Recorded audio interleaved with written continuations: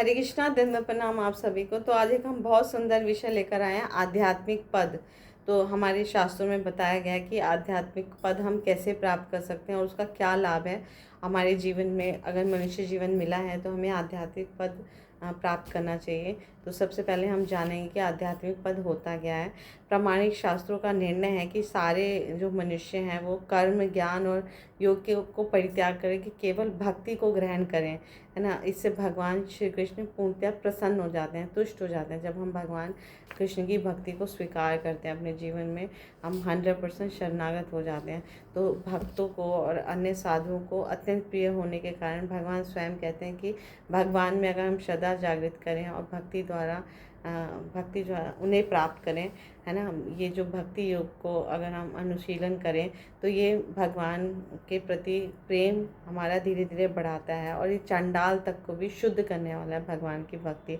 तो भक्ति योग के माध्यम से हर व्यक्ति जो है आध्यात्मिक पद तक ऊपर उठ जाता है। तो जिसका कोई भी स्तर है, चाहे वो किसी भी जाति में, किसी भी जीव में, है ना, जीवात्मा में, जीवात्मा है, चाहे कहीं भी है, किसी भी शरीर में है, किसी भी जाति में है, कहीं भी पैदा हुआ है, कहीं भी जन्म हुआ है, तो कैसे भी अगर वो भक्ति योग करता है या भगवान श्री कृष्ण की भक्ति में संलग्न होता है तो उसका स्तर आध्यात्मिक पद तक ऊपर उठ जाएगा और भगवान को प्रसन्न कर पाएगा।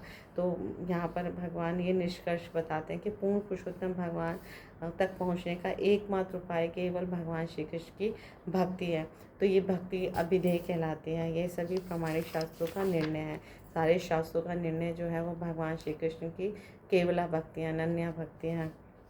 तो जैसे कि जब मनुष्य सच में धनी हो जाता है तो सारे सुखों को वो भोग लेता है, तो वो सुखी मुद्रा में होता है, दुख दूर चले जाते हैं। तो इससे बाह्य प्रयास से उसे आवश्यकता नहीं होती दुख को दूर करने के लिए। तो सबसे सच्चा सुख जो है, सबसे सच्चा धन जो है वो भगवान श्री कृष्ण की भक्ति है। तो भगवान श्री कृष्ण की भक्ति करने से, है ना, भक्ति का फल क्या होता है, हमारे हृदय में जो सुप्त कृष्ण प्रेम है वो जागृत हो जाता है। तो भगवान श्री कृष्ण की संगति का आस्वादन जब हम करते हैं तो ये भौतिक संसार का जन्म, मृत्यु, जरा, व्याधि, इसका चक्र, ये कष्ट समाप्त हो जाते हैं। हम पूर्णतः सुखी हो जाते हैं, परम आनंदित हो जाते हैं। और भक्ति हमें कैसे सीखनी है, हमें प्रामाणिक गुरु साधु शास्त्र से सीखनी है। और सबसे श्रेष्ठ भक्ति का जो साधन है इस कलयुग में बताया गया, भगवान के पवित्र नाम, रूप, गुण, लीला आदि का श्रवण करना। तो निरंतर जब हम भगवान के पवित्र नामों का श्रवण और कीर्तन करते हैं, हरे कृष्णा कृष्णा कृष्णा हरे हरे, हरे रामा राम रामा हरे हरे, हम भगवान की भक्ति में संलग्न हो जाते हैं। कितना सरल उपाय इस कलयुग में हमें बताया गया है। तो भगवत प्रेम का जो लक्ष्य है वो ये भौतिक दृष्टि से धनी बनना नहीं है, ना भवबंधन से मुक्त करना। वास्तविक लक्ष्य जो है वो भगवान की भक्ति में, सेवा में स्थित होकर, है ना, दिव्य आनंद को भोगना है। क्योंकि ये हम सभी सुख की तलाश में हैं, आनंद की तलाश में, पर वो दिव्य आनंद सिर्फ और सिर्फ भगवान की भक्ति में सेवा करके ही आता है। जब हम भगवान के दिव्य पवित्र नामों का कीर्तन करते हैं तो वो आनंद की हम अनुभूति करने लग जाते हैं, है ना। उस आनंद से हम नाचने लग जाते हैं, गाने लगते हैं, तो हमें वो आनंद मिलने लग जाता है। तो क्योंकि वैदिक ग्रंथों में भगवान श्री कृष्ण ही आकर्षण का केंद्र रहे हैं, तो हमारे जीवन में भी अगर केंद्र में भगवान है तो हमारा जीवन आनंदित हो जाता है। तो उनकी सेवा करना ही हर जीव का कर्तव्य है, क्योंकि हम ये शरीर नहीं है, हम आत्मा है और हम परमात्मा के अंश हैं। इस संबंध में हर अंश अगर अंशी की सेवा करे तभी उसे वो वास्तविक आनंद की भोग कर सकता है। तो चरम लक्ष्य जो है वो भगवान श्री कृष्ण का प्रेम प्राप्त करना है। तो ये ज्ञान जब हम पा लेते हैं, है ना, तो कृष्ण और कृष्ण की सेवा और कृष्ण प्रेम, ये तीन जीवन का महाधन होता है। इस महाधन को जब हम पा लेते हैं तो हमारा जीवन सुखी हो जाता है ना, कल्याणमय हो जाता है। तो इस तरह से माया का बंधन हमसे स्वतः छूट जाता है, दूर हो जाता है। माया हमें छोड़ देते हैं, क्योंकि भगवान श्री कृष्ण ही पूर्ण पुरुषोत्तम भगवान है। तो सारे शास्त्रों का ये निर्णय है, ईश्वर परमा कृष्ण सच्चिदानंद विग्रह अनादिराधि गोविंदा सर्व कारण कारणम। श्री ब्रह्म संहिता में ब्रह्मा जी भी यही कहते हैं, सारे शास्त्रों का सार बताते हैं कि ईश्वर जो है वो भगवान श्री कृष्ण परम है।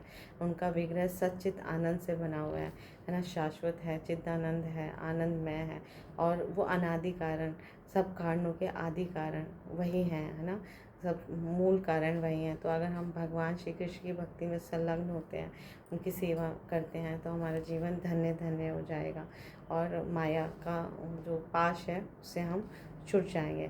तो इसका भगवान श्री कृष्ण भी श्रीमद् भागवतम में बहुत सुंदर 11 कैंटो में बताते हैं उद्धव को कि वैदिक शास्त्रों का प्रयोजन क्या है ना, और उनका लक्ष्य किस प्रकार केंद्रित होता है, सारे चिंतन का लक्ष्य कौन है, इन बातों को मेरे अतिरिक्त कोई नहीं जाता। भगवान ने, क्योंकि वेद बनाए ना, साक्षात धर्मम तो साक्षात भगवत प्रणीतम, भगवान द्वारा सारे धर्मों का प्रकाशन हुआ है ना, निर्माण हुआ, निर्मित हुए। तो भगवान के अतिरिक्त कोई और नहीं जान पाए। तो भगवान स्वयं बताते हैं उद्धव को कि सारे कार्यों का जो प्रयोजन है वो मुझे प्राप्त करना, भगवान श्री कृष्ण को प्राप्त करना है।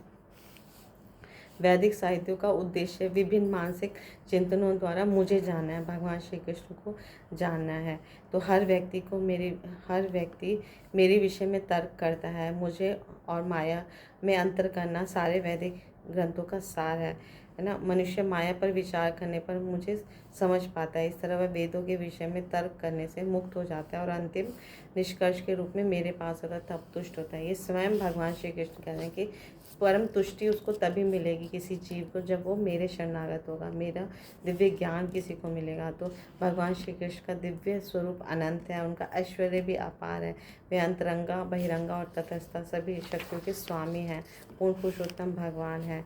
तो इस तरह से जब हम भगवान श्री कृष्ण को समझ लेते हैं, जान लेते हैं, है ना, तो उनसे उनकी दिव्य सेवा में लग जाते हैं। तो श्री सनातन गोस्वामी को भी श्री चैतन्य महाप्रभु कहते हैं, सर्व आदि सर्वंशी किशोर शेखर चिदानंद देह सर्व आश्रय सर्वेश्वर। यानी कि भगवान श्री कृष्ण ही प्रत्येक वस्तु के आदि स्रोत हैं, हर वस्तु के सर्व अंश हैं। वे सर्वोत्कृष्ट किशोर रूप में प्रकट होते हैं और उनका सारा शरीर आध्यात्मिक आनंद से बना हुआ है। वे हर वस्तु के आश्रय हैं और हर एक के स्वामी हैं। तो भगवान श्री कृष्ण सारे विष्णु तत्वों के स्रोत हैं, जिनमें महाविष्णु भी आते हैं, गर्भोदक्षाय विष्णु और क्षीरोदक्षाय विष्णु सभी सम्मिलित हैं। तो चरम लक्ष्य जो है वो भगवान श्री कृष्ण हैं। सब कुछ उन्हीं से उद्भूत होता है। उनका शरीर आध्यात्मिक है ना, सच्चिदानंद विग्रह है। समस्त आध्यात्मिक जीवों के वो उद्गम है। सारी वस्तुओं का उद्गम भगवान श्री कृष्ण है। अद्वैतम अच्युतम अनादिम अनंत रूपम, है ना, आद्यम पुराण पुरुषम नव यौवनम च। सारी वस्तुओं के परम उत्तम होते हुए भी वे नव किशोर नटवर ऐसे बने रहते हैं। बहुत सुंदर, है ना, द्विभुज रूप उनका, है ना, मूल्य मनोहर रूप में वो प्रकट होते हैं। तो सबके आदि स्रोत होने के बावजूद भी वो एक सुंदर नव किशोर नटवर के रूप में वो वृंदावन में लीला करने आते हैं। क्यों? क्योंकि उनकी लीलाओं का श्रवण करने से, है ना, बारंबार कीर्तन करने से, श्रवण करने से व्यक्ति जो है वो परम कल्याण को, आध्यात्मिक पद तक ऊपर उठ जाता है। भक्ति को परम लक्ष्य है। भगवान श्री कृष्ण का प्रेम जागृत कर लेता है। क्योंकि इस भौतिक जगत में भी हम देखते हैं, कोई लड़की लड़का अगर आपस में प्रेम करते हैं तो वो एक दूसरे के बारे में अधिक से अधिक सुनेंगे, श्रवण करेंगे, समय बिताएंगे। तो अगर हमें भगवान श्री कृष्ण जो हमारे, है ना, परम हितैषी हैं, सुहृद मित्र हैं, है ना, माता पिता बंधु भाई सब कुछ भगवान है, परम पिता परमेश्वर सब कुछ भगवान श्री कृष्ण, उनके बारे में अधिक से अधिक, उनकी लीलाओं के बारे में, उनके प्राकट्य के बारे में अधिक से अधिक जब हम श्रवण करेंगे, कीर्तन करेंगे, यशुगान करेंगे, तो उनका प्रेम हमारे हृदय में स्वतः जागृत हो जाएगा। और यही हमारे भगवान कहते हैं सारे शास्त्रों का सार है। मनुष्य जीवन का परम लक्ष्य यही है, भगवान श्री कृष्ण का प्रेम प्राप्त करना। तो गोविंद नाम से विख्यात भगवान श्री कृष्ण परम नियंता है। उनका शरीर सनातन आनंद में, है ना, आध्यात्मिक, सबके उद्गम है, उनका कोई उद्गम नहीं है ना, समस्त कारणों के कारण वही है। तो पूर्ण पुरुषोत्तम भगवान श्री कृष्ण है। उनका मूल नाम जो है वो भगवान गोविंद है। वे समस्त ऐश्वर्य से पूर्ण है। उनका सनातन धाम जो है गोलोक वृंदावन कहलाता है। तो इस तरह से हम देखेंगे कि परम कृष्ण भगवान को जानने से हमें सब दिव्य ज्ञान हो जाता है, दिव्य लक्ष्य की हम प्राप्ति कर पाते हैं, आध्यात्मिक पद तक पहुंच पाते हैं। हम उस स्तर में आध्यात्मिक पद का स्तर प्राप्त कर लेते हैं अगर हम भगवान श्री कृष्ण की भक्ति में संलग्न होते हैं। तो इसलिए इस जीवन में हम अधिक से अधिक भगवान के पवित्र नामों का जप करते हैं तो ये लक्ष्य हमें इसी जीवन में मिल जाएगा। Thank you so much. Guru Maharaj की जय, श्री प्रभुपाद की जय, आप सब भक्तवृंद की जय। हरे कृष्णा धन्यवाद।